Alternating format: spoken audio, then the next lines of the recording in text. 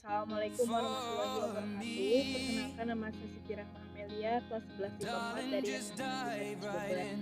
Kali ini saya akan mengerjakan tugas pelajaran biologi yang dibimbing oleh Ibu Yulia. Tugasnya yakni mempresentasikan studi literatur tentang jaringan ikat tulang.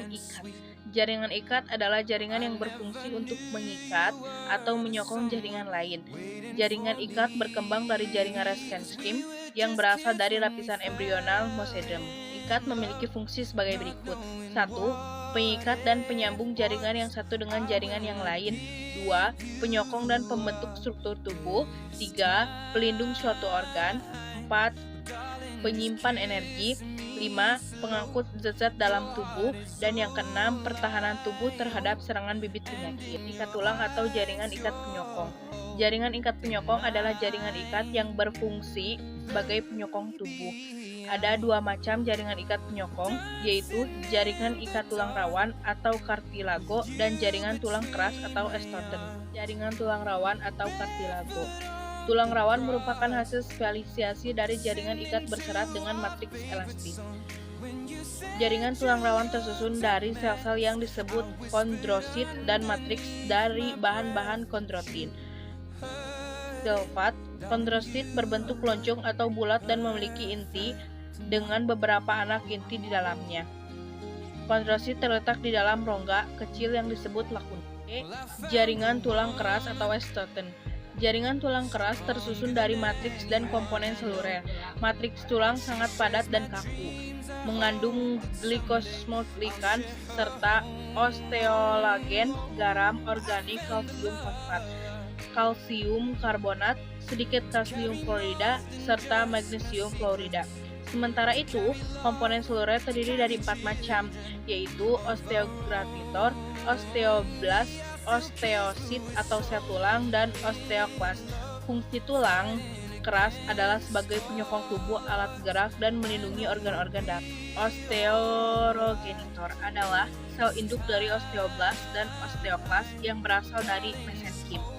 Sel osteogranulator terdapat pada periostem, endostem, dan saluran vaskuler tulang kompak. B. Osteoblast adalah sel yang berfungsi menyintesis senyawa organik matriks tulang seperti kolagen dan glycoprotein. Bentuk sel osteoblast bervariasi seperti cuboid, pyramidal, atau lembaran. Osteoblast mengandung enzim fosfase alkali yang berperan dalam proses kalsikasi sehingga matriks menjadi keras. C. Osteosit adalah osteoblast yang tertimbun di dalam matriks. Osteoklas terletak di dalam lakuna.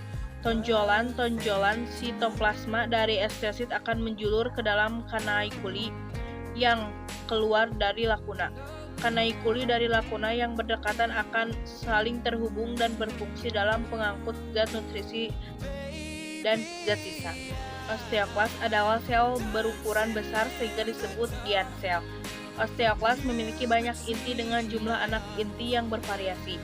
Osteoklas mengeluarkan enzim kolagenase dan hiperpetik yang berfungsi dalam proses resorpsi tulang atau osteolisis atau penghancuran tulang. Osteoklas terhadap di dekat permukaan tulang atau di dalam lakuna dengan langkah Houssik. Strukturnya, tulang keras dibedakan menjadi dua macam, yaitu tulang sponglosa atau tulang sponsi dan tulang kompak. Tulang spongsiosa adalah tulang keras yang memiliki rongga-rongga tersusun dari trabekula atau lame-lame yang memiliki lakuna dengan osteosit di dalamnya, dan lempeng-lempeng yang saling berhubungan terdapat pada bagian dalam tulang dan langsung berhubungan dengan sumsum tulang. Tulang kompak adalah tulang keras yang tidak memiliki rongga. Tulang kompak tersusun dan berjuta-juta sistem Havers.